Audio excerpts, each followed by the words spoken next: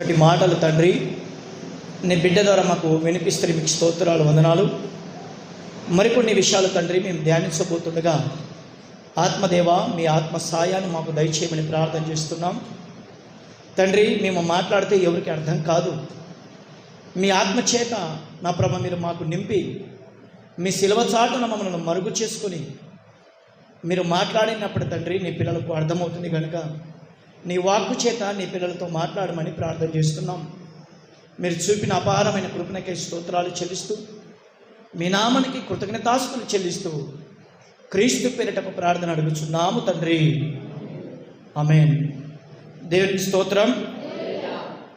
ప్రియమైన దేవుని వారులారా, కూడి వచ్చిన మీ అందరికీ మన రక్షకుడు మన ప్రభు అయిన యేసు క్రీస్తు నామంలో మీ అందరికీ మరొకసారి వందనాలు తెలియజేస్తున్నాను. కాబట్టి ఈరోజు మరొక కీర్తన గురించి మనం మాట్లాడుతున్నాం. చూడండి ఒకసారి, 2 తిమోతి పత్రిక 4వ అధ్యాయము 7-8 వచనాలు మనం చూస్తున్నాం. మంచి పోరాటము నేను పోరాడితిని, నా పరుగు కడముట్టించి తిని, విశ్వాసమును కాపాడుకుంటుని, ఇక మీదట నా కొరకు నీతి కిరీటం ఉంచబడినది. ఆ దినమందు నీతి గల న్యాయాధిపతి అయిన ప్రభువు అది నాకు మాత్రమే కాకుండా తన ప్రత్యక్షతను ఆపేక్షించు వారందరికీ అనుగ్రహించును అని చెప్తున్నాడు. ప్రేమ దేవుని వాళ్ళరా, ఇక్కడ మనకి ఏం కనబడుతుందంటే నీతి కిరీటం కనబడుతుంది. ఏది చెప్పండి, ఇక్కడ కనబడిందా? చదివారు కదా, ఏ కిరీటం ఉంది ఇక్కడ? నీతి కిరీటం. ప్రేమ దేవుని వాళ్ళరా, నీతి కిరీటము మనం పొందుకోవాలంటే అక్కడ భక్తుడు చెప్తున్న మాట 7వ వచనంలో ఏంటి చూడండి ఒకసారి. మంచి పోరాటము పోరాడి తిని, నా పరుగు కడముట్టించి తిని, విశ్వాసమును కాపాడుకుంటుని. ఇక్కడ 7వ వచనంలో మనకి ఏం కనబడుతుందంటే భక్తుడైన పౌలు గారు మంచి పోరాటం పోరాడాడు. ఏంటి ఆ పోరాటము? ఏమండి, ఆ పోరాటం ఏంటో మన అక్షయ కిరీటంలో మనం చూసాం. ఏమండి, మన వాక్యాన్ని మనం ధరించాలని, రక్షణను మనం కాపాడుకోవాలని, నీతిని మనము ధరించాలని, ఇలా అనేకమైన విషయాలను మనం చూసాము.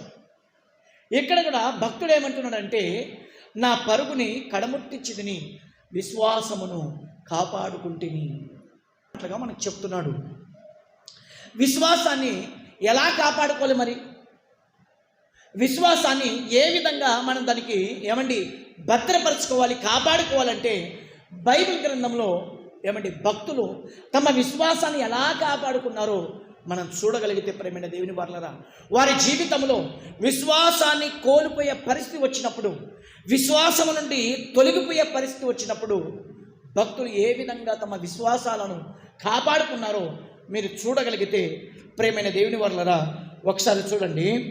దానియేలు గ్రంథము 3వ అధ్యాయము ఇంచుమించు 1వ వచనం నుండి, దానియేలు గ్రంథము 3వ అధ్యాయము 1వ వచనం నుండి 30 వచనాలలో మనకి ఈ సందర్భం కనబడుతుంది. కొన్ని వచనాలు మీకు చదివిస్తున్నాను. జాగ్రత్తగా భక్తులు ఎలా తమ విశ్వాసములను కాపాడుకున్నారో అక్కడ దేవుని గ్రంథం మనకు సెలవిస్తుంది.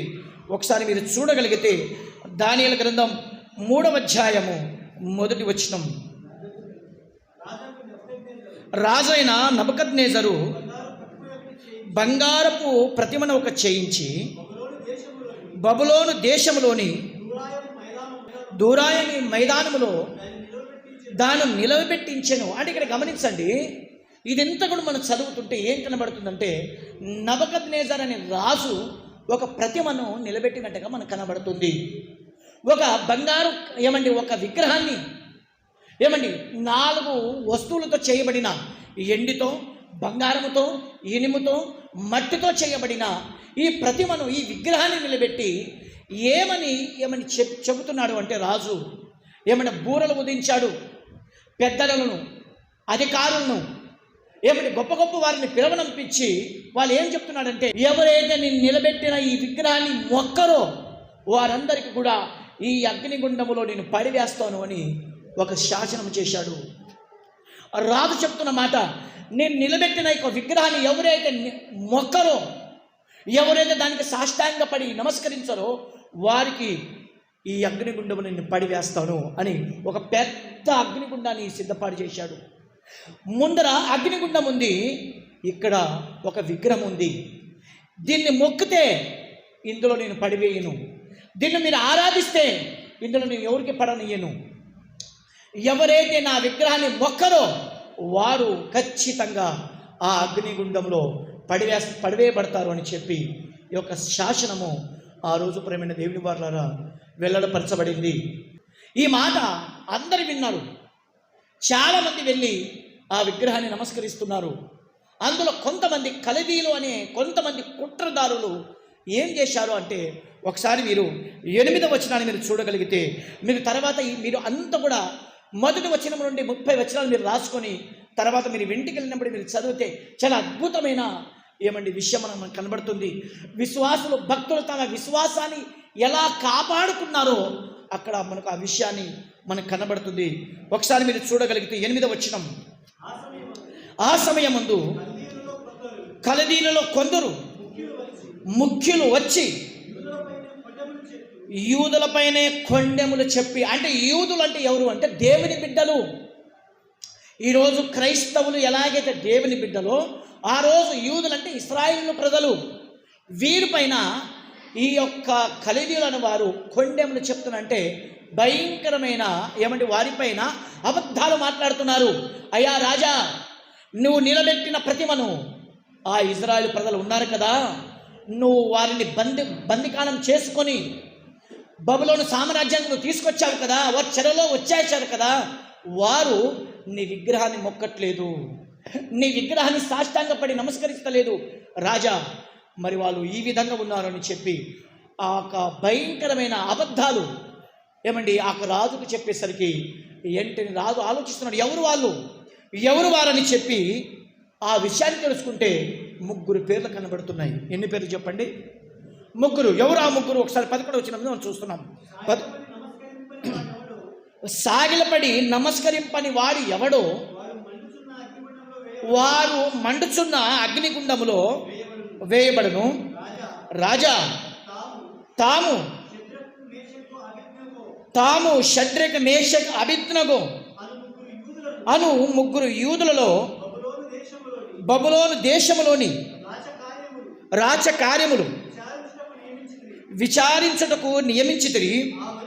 ఆ మనుషులు తమ ఆజ్ఞను లక్ష్య పెట్టలేదు, తమ దేవతలను పూజించటలేదు. అంటే మీరు విగ్రహం పెట్టారు కదా రాజా, ఒక విగ్రహాన్ని నిలబెట్టావు కదా రాజా, ఆ విగ్రహాన్ని వాళ్ళు ఆరాధిస్తలేదు. రాజా, నువ్వు నిలబెట్టిన ఆ విగ్రహాన్ని పూజిస్తలేదు. రాజా, నువ్వు నిలబెట్టిన ఆ విగ్రహాన్ని ఆరాధిస్తలేదు. రాజుకి ఎలా ఉంటుందో చెప్పండి. ఇప్పుడు నీ దేవతను పూజిస్తలేదు, నీ విగ్రహాన్ని ఆరాధిస్తలేదు రాజా అని కొండెములు చెప్పేసరికి, అబద్ధములు చెప్పేసరికి వెంటనే రాజు వాళ్ళ 3 పిలిపించాడు. ఏంటయ్యా, నా రాజ్యం కోసం, నా దేశం కోసం, నా ప్రజల కోసం ఒక గొప్ప విగ్రహాన్ని నిలబెట్టాను కదా, ప్రపంచమంతా కూడా నేను నిలబెట్టిన ప్రతిమను చూచి ఆశ్చర్యపోయే విధంగా నేను నిలబెట్టాను కదా, మరి నేను నిలబెట్టిన ఆ విగ్రహాన్ని ఎందుకు మొక్కలేదు? నేను నిలబెట్టిన ఆ విగ్రహాన్ని ఎందుకు మీరు ఆరాధించలేదు అని చెప్తే, మనకే ఆ మాట చెప్పారనుకోండి, ఏంటి మన పరిస్థితి? ఈ రోజుల్లో చాలామంది క్రైస్తవుల పైన పోటీ పడి ప్రభు పైన పోటీ పడి చాలామంది భయంకరమైన విగ్రహారాధికులు, భయంకరమైన యేసు ప్రభు అంటే పడని వారు యేసు ప్రభుకి ఏ విధము చేత నన్ను క్రైస్తవులకి తొక్కివేయాలని చెప్పి వాళ్ళు కూడా భవిష్యత్తులో ఖచ్చితంగా ఒక మంచి విగ్రహాన్ని ప్రతి ప్రాంతంలో, ప్రతి గ్రామంలో పెద్ద పెద్ద విగ్రహాలు పెట్టి, ఈ గ్రామంలో ఉన్న క్రైస్తవులు ఒకవేళ మేము నిలబెట్టిన విగ్రహాన్ని మొక్కకపోతే వాళ్ళకి రేషన్ కార్డు ఉండదు, ఆధార్ కార్డు ఉండదు, ఓటర్ కార్డు ఉండదు, వారికి ఊరు నుంచి బహిష్కరణ చేస్తాము అని ఆ ఆజ్ఞ వచ్చిందనుకో, ఏంటి మన పరిస్థితి? ఎలాగైతే బబులోను సామ్రాజ్యంలో ఆ నెబుకద్నెజరు రాజు అనేవాడు ఎలాగైతే ఒక విగ్రహాన్ని పెట్టి, ఎలాగైతే నేను నిలబెట్టిన విగ్రహాన్ని ఒకవేళ మీరు మొక్కకపోతే మీకు అగ్నిగుండములు వేస్తానని చెప్పాడో, మన ప్రాంతాల్లో, మన రాష్ట్రాల్లో, మన దేశంలో ఒక విగ్రహాన్ని పెట్టి మేము నిలబెట్టిన ఈ విగ్రహాన్ని ఎవరైతే మొక్కరో వారికి రేషన్ కార్డు ఉండదు, ఆధార్ కార్డు ఉండదు, ఓటర్ కార్డు ఉండదు. వాళ్ళ గ్రామం నుంచి మేము బహిష్కరణ చేస్తాము. మేము నిలబెట్టిన విగ్రహానికి మీరు వచ్చి ఆరాధించి మీరు బొట్టు పెట్టుకొని మీరు బయటికి వెళితేనే తప్ప మీకు ఈ ఊర్లో చోటు ఉండదు అని ఈ వార్త వచ్చిందనుకో, ఏంటి మన పరిస్థితి? నా పరుగు నేను కడముట్టించుతిని, నేను విశ్వాసమును కాపాడుకుంటేని అని భక్తుడు చెప్తున్నాడు. ఇప్పుడు షడ్రక్, మేషక్, అబేద్నెగోకి వాళ్ళ ముగ్గురికి అదే పరీక్ష. ఏంటి ఇప్పుడు పరిస్థితి? అంతే కదండి. అయితే షడ్రక్, మేషక్, అబేద్నెగోలు ఏమని చెబుతున్నారో మీరు 16 వచనము నుంచి మీరు చూడగలిగితే చూడొకసారి మాట. షద్రకును, మేషకును, అబేద్నెగోను రాజుతో బాగా నుండి మాట. ఇప్పుడు రాజుతో చెప్తున్న మాట, మీరు నా విగ్రహాన్ని మొక్కితిరా సరే సరే, లేకపోతే మీకు అగ్నిగుండంలో పాడివేస్తాను అని వారు చెబుతున్నప్పుడు షడ్రక్, మేషక్, అబేద్నెగో ఆ రాజుతో చెబుతున్న మాట, రాజా నెబుకద్నెజరు, ఇందుని గురించి మీకు ప్రత్యుత్తరం ఇవ్వాలని మాకు చింత లేదు. మేము సేవించుతున్న దేవుడు మండుచున్న ఈ వేడిమి గల ఈ అగ్నిగుండములో నుండి మమ్మల్ని తప్పించి రక్షించుటకు సమర్థుడు, మరియు నీ వశమున పడకుండా ఆయన మమ్మల్ని రక్షించును. ఒకవేళ ఆయనకు రక్షించే సమర్థమైన శక్తి, సర్వశక్తిమంతుడైన దేవుడు ఆయన ఏదైనా చేయగలడు. ఒకవేళ మమ్మల్ని పరీక్షించడానికి ఆయన రక్షింపకపోయినను, రాజా నీ దేవతలను మేము మొక్కము. దేవునికి స్తోత్రం. ఏం చేశాడు చెప్పండి? రాజా నువ్వు నిలబెట్టిన ఆ విగ్రహాన్ని మేము మొక్కము. మంచి పోరాటము పోరాడితిని, నా విశ్వాసమును కాపాడుకుంటేని అని భక్తుడు చెప్తున్నట్టుగా, ప్రియులారా ఇక్కడ వీళ్ళకి విశ్వాస పరీక్ష వచ్చింది. మొక్తేనేమో ఏమండి దేవునితో వచ్చిన తంట, ఏమండి మొక్తేనేమో ఏమండి దేవుని నుంచి వస్తున్న తంట, మొక్కకపోతే రాజుతో వస్తున్న తంట. ఇప్పుడు ఎవరి తంట పడాలి? రాజా నీ దేవుని తంట కంటే నీ తంట మేము భరించక మేము సిద్ధంగా ఉన్నాం, మా విశ్వాసాన్ని మేము కాపాడుకుంటాం. అప్పుడే రాజుకి ఎలా ఉంటుందో చెప్పండి. ఇప్పుడు ఏమండి ఊర్లో పెద్ద మనిషి ఉంటాడు కదండి, మన గ్రామానికి ఒక పెద్ద మనిషి ఉంటాడు కదా, ఆ పెద్ద మనిషి మాట వినకపోతే ఎలా ఉంటుందో చెప్పండి. చెప్పండి మీరు. బాధ కాదా? కోపం కాదా? ఊర్లో ఉన్న ఒక పెద్ద మనిషి మాట వినకపోతే ఇంత బాధ ఉంటే ఏమండి ఇంచుమించు 120 దేశాలకు పరిపాలిస్తున్న ఆ చక్రవర్తి అయిన నెబుకద్నెజరు రాజుకి ఆయన మాట వినకపోతే, ఆయన నిలబెట్టిన ఆ ప్రతిమకు మొక్కకపోతే ఆయనకి ఎంత బాధ. వెంటనే ఆ రాజు ఏం చేశాడంటే ఆ 3 వ్యక్తులను తీసుకొని అగ్నిగుండంలో పడివేశాడు. అగ్నిగుండంలో పడివేసిన తర్వాత వెంటనే రాజు ఆ 3 వ్యక్తులను చూడడానికి దగ్గరికి వెళ్ళాడు. దగ్గరికి వెళ్ళినప్పుడు రాజుకు ఒక విచిత్రమైన విషయం కనపడుతుంది. ఏంటి ఆ విచిత్రమైనదని మనం చూడగలిగితే 22 వచనం నుండి, షడ్రకు, మేషకు, అబేద్నెగోలు విసిరివేసిన ఆ మనుషులు అగ్ని జ్వాలల చేత ఏమండి 3 వ్యక్తులని, అంటే షడ్రకు, మేషకు, అబేద్నెగో ఎవరైతే తీసుకొని పోయి ఆ అగ్నిగుండంలో పరివేశారో ఆ శకతోనే పడివేసిన వ్యక్తులే మరణించారట. ఎవరైతే షద్రకు, మేషకు, అబేద్నెగోలకి ఎత్తుకొని పోయి ఆ అగ్నిగుండంలో పడివేస్తున్న ఆ శకతో ఆ 3 వ్యక్తులు చనిపోయారట. అయితే ఆ షద్రకు, మేషకు, అబేద్నెగోలు ఆ అగ్నిగుండంలో పడివేసిన తర్వాత ఏం జరిగింది కింద మాట, ఆ 3 మనుషులు బంధింపబడిన వారై ఆ వేడిమి గల ఆ గుండములో పడుచుండగా రాజు నెబుకద్నెజరు ఆశ్చర్యపడి తీవ్రముగా లేచి,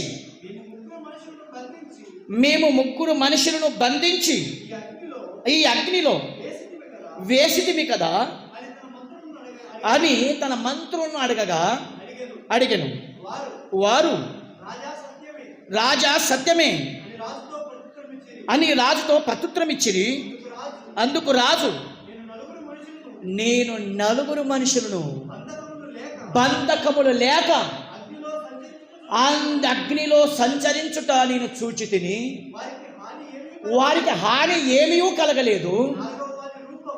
నాలుగో వాని రూపము దేవత రూపము. దేవునికి స్తోత్రం. పడివేసింది ముగ్గురికి కనబడుతుంది నలుగురు. అగ్నిగుండముల ముగ్గురు పడివేశారు. ఆ అగ్నిగుండముల కనబడుతుంది నాలుగో వాడు ఎవరో తెలుసా? యేసు క్రీస్తు ప్రభుల వారు దేవుడు. వారిని పరలోకము నుండి ఆ విశ్వాసాన్ని కాపాడుకోవడానికి రాజు మాటను ధిక్కరించి ప్రాణాలకైనా లెక్క చేయకుండా ఆ అగ్నిగుండములో సిద్ధపడ్డారు. కాబట్టి పరలోకమైన దేవుడు ఆ ముగ్గురు వ్యక్తులను కాపాడుకోవడానికి నాలుగో వ్యక్తిగా అగ్నిగుండములో కనబడ్డాడు. రాజు ఆశ్చర్యపోయాడు. ఈ నాలుగో వ్యక్తి ఎవరు? మేము ముగ్గురినే కదా మేము పాడివేసింది, నాలుగో వ్యక్తి ఎవరు?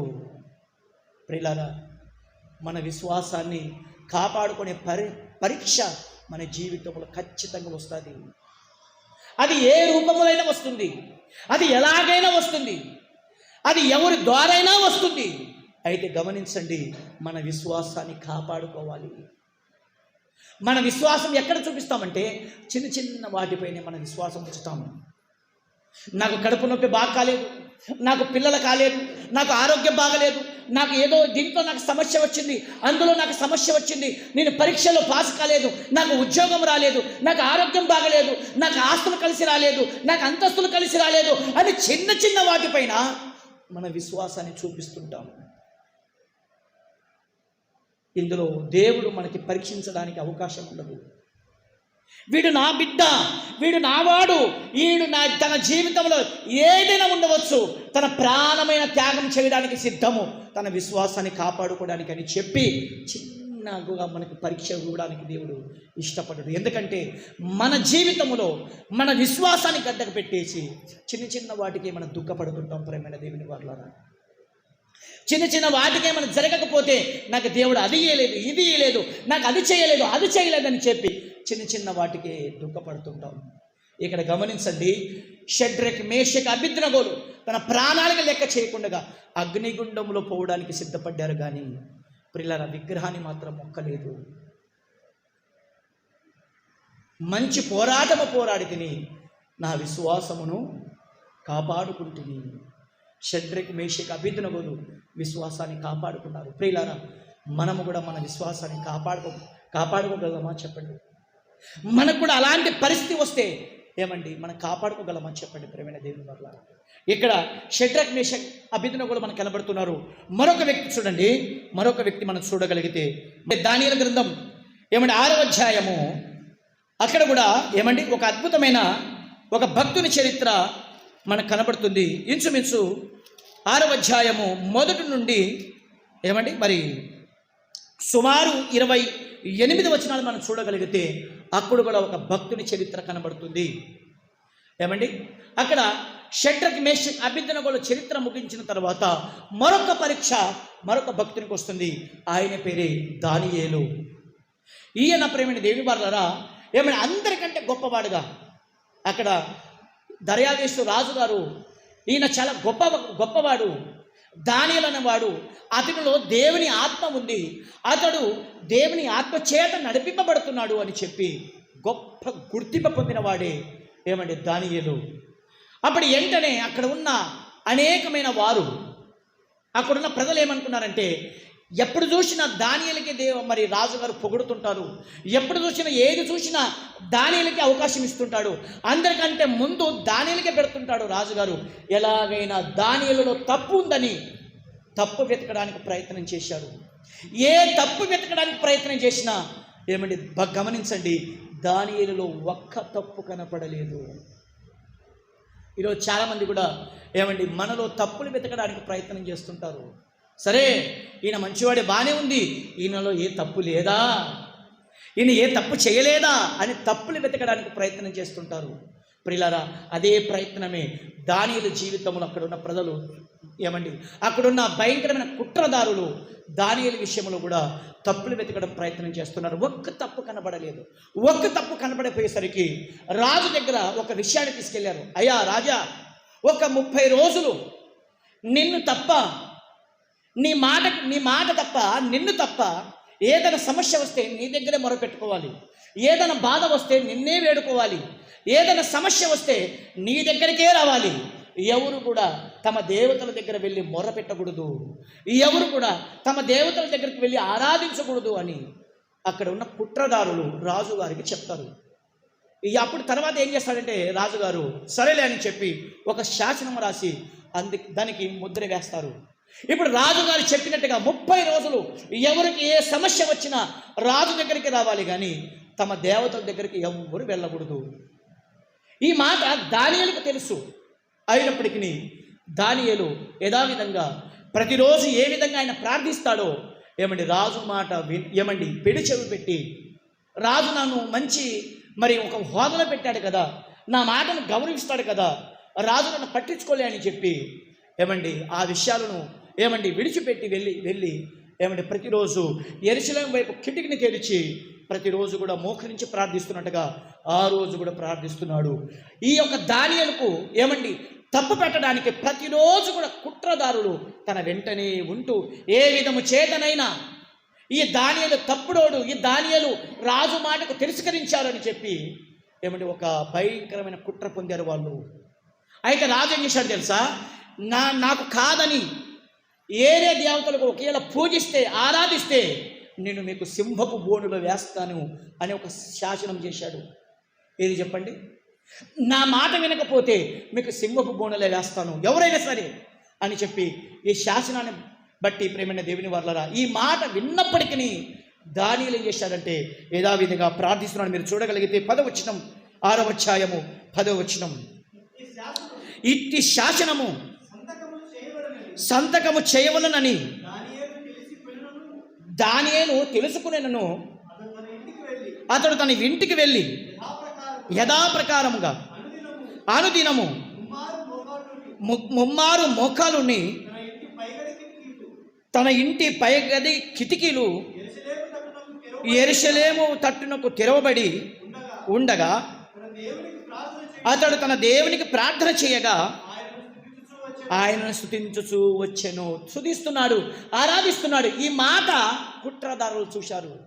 దొరికాడు ఈయన చెప్పి వెంటనే రాజా నువ్వు ఒక శాసనం రాశావు కదా, 30 రోజుల పాటు నిన్ను ఆరాధించడం తప్ప, ఏదైనా సమస్య వస్తే నిన్నే బతిమాలాలి తప్ప ఏరే దేవుని మీరు ప్రార్థించకూడదని మీరు చెప్పారు కదా. ఇదిగో దానియేలు నువ్వు చెప్పిన ఆ శాసనాన్ని ధిక్కరించి ఆయన ప్రతిదినము తన దేవునికి ప్రార్థిస్తున్నట్టుగా ఈరోజు కూడా మోకరించి ప్రార్థిస్తున్నాడు. ఇప్పుడేంటి పరిస్థితి? రాజుగారికి దానియేలు అంటే చాలా ఇష్టం. రాజుగారికి దానియేలు అందరికంటే కూడా దానియేలు మీద ఎక్కువ ప్రేమ.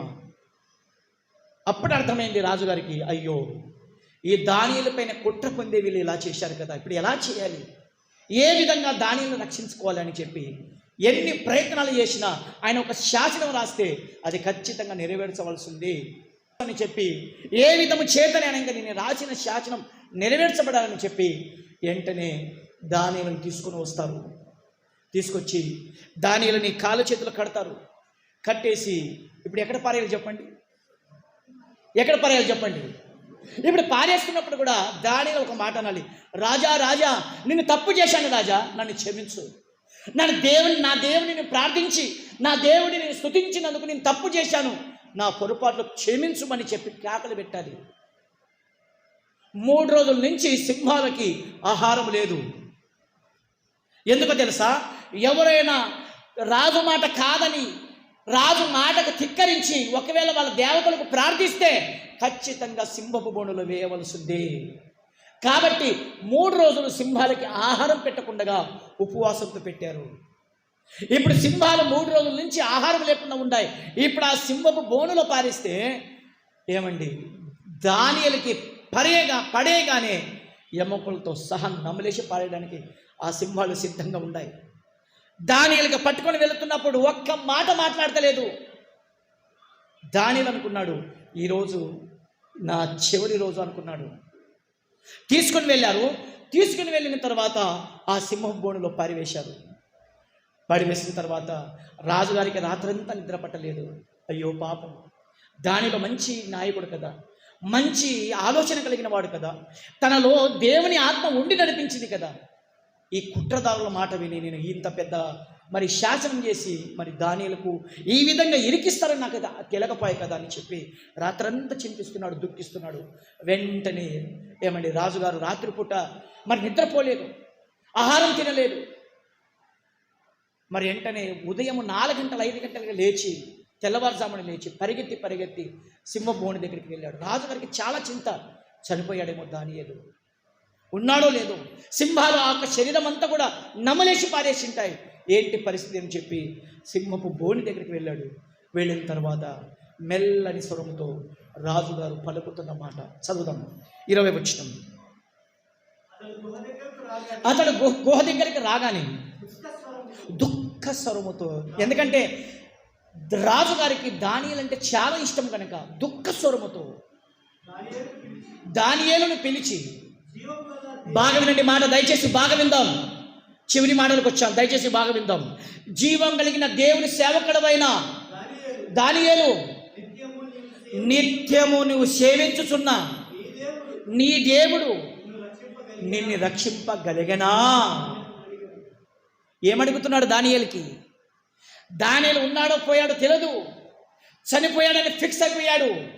ఒకవేళ బతికి ఉంటే శబ్దం వస్తుంది, బతకక లేకపోతే శబ్దం రాదని అర్థముతో ఏమంటున్నాడు?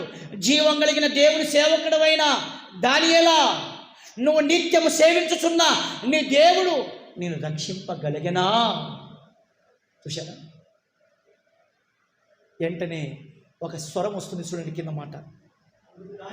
అందుకు దానియేలు, రాజు చిరాకాలము జీవించునుగాక. ఆమేన్. ఏమంటున్నాడు దానియేలు? రాజా, నువ్వు చిరాకాలము జీవించునుగాక,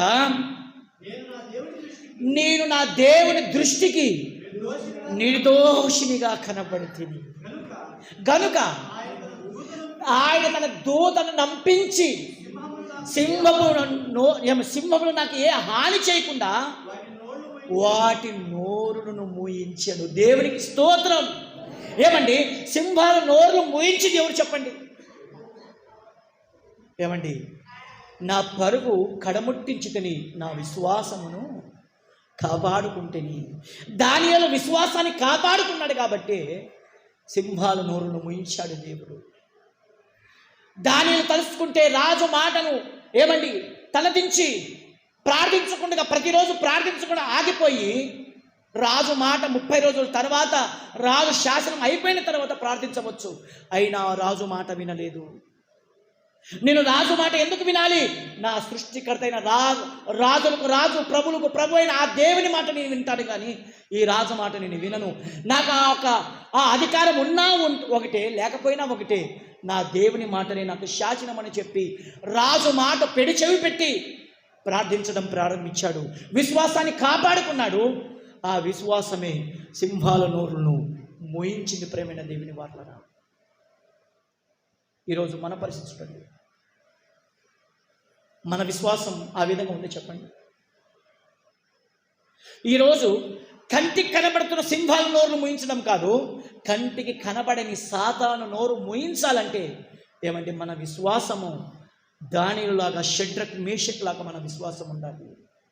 ఉందా మనకు విశ్వాసం? చిన్న చిన్న వాటికి మనం బాధపడుతూ, చిన్న చిన్న వాటికి మనం దుఃఖిస్తూ, చిన్న చిన్న వాటికి దేవుళ్ళే అండి. మా పక్కలో ఉన్నవారు చాలామంది దేవులకు పూజిస్తున్నారు, వాళ్ళు బాగున్నారు. ఏంటి మా పరిస్థితి?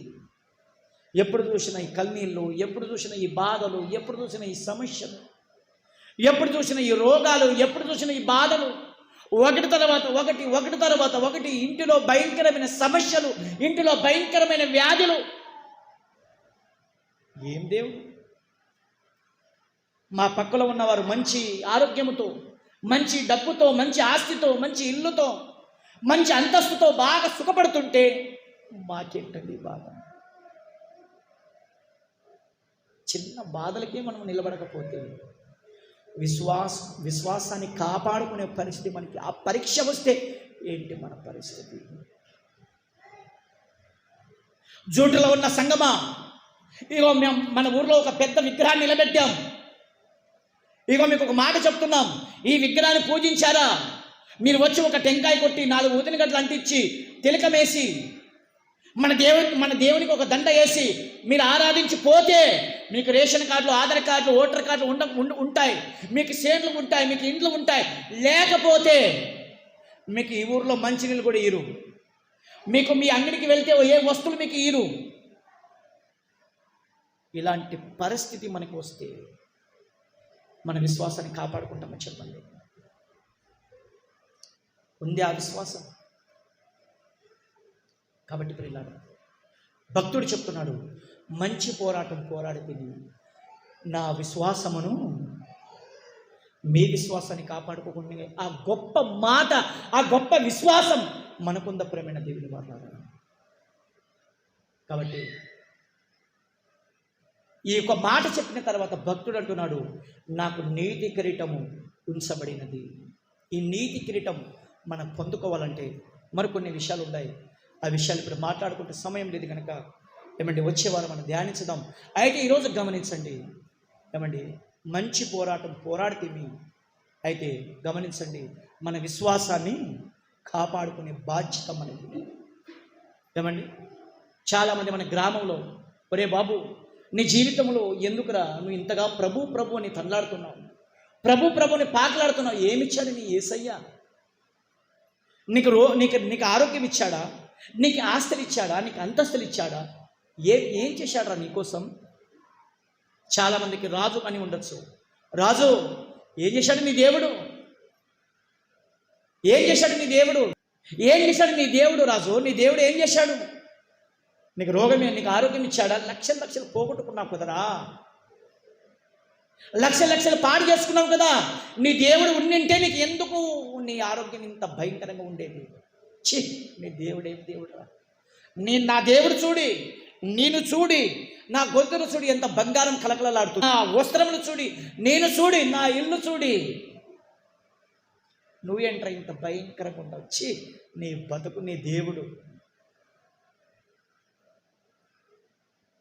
అప్పుడు ఒక మాట, నా దేవుడు నాకు ఇల్లు ఇకపోవచ్చు, నా దేవుడు నాకు బంగారం ఇకపోవచ్చు, నా దేవుడు నాకు ఇల్లు ఇకపోవచ్చు, నా దేవుడు నాకు ఆస్తులు ఇకపోవచ్చు, నా దేవుడు నా కొరకు రక్తం ఇచ్చాడు, నా దేవుడు నా కొరకు ప్రాణం ఇచ్చాడు. నేను చనిపోతే ఈరోజు ఈ క్యాన్సర్ వ్యాధితో కానీ మరి ఏ వ్యాధితో కానీ ఈరోజు నేను చనిపోతే నేను పరలోకానికి వెళ్ళే ఆ ధైర్యం నాకుంది. నీకుందా ధైర్యం? నీకుందా ఈ విశ్వాసం? నిజమే ప్రియులారా, ఒక క్రైస్తవునికి ఎంత నిరీక్షణ, ఒక క్రైస్తవునికి ఎంత ఈ దృఢత్వం మనకు ఉంది. ఈ ప్రపంచంలో రాజకీయ నాయకుడు కావచ్చు, ధనవంతుడు కావచ్చు, జ్ఞానవంతుడు కావచ్చు, శాస్త్రవేత్త కావచ్చు, ఎంత మేధావి ఉన్నా ఈ మాట చెప్పలేడు. ఏంటో తెలుసా? నేను చనిపోతే నా యేసయ్య దగ్గరికి వెళ్ళగలను అని. పిల్లరా, ఈ విశ్వాసం మనకుంది, ఈ విశ్వాసం మనకిచ్చాడు. కాబట్టి మంచి పోరాటం పోరాడి మన విశ్వాసాన్ని కాపాడుకుందాం. విశ్వాసాన్ని కాపాడుకునే పరిస్థితి వచ్చినప్పుడు ప్రాణం పోయినా తలదించుకొని యేసయ్య పాదాలు పట్టుకుందాం. భక్తుడు చెప్తున్నాడు, మా మట్టుకు మేమైతే బ్రతుకుట క్రీస్తే, సావైతే అట్టి కృపా దేవుడు మనందరికీ దయచేయను కాక. ప్రార్థన చేసుకుందాం. అందరు కళ్ళు మూసుకుందాం, ప్రార్థన.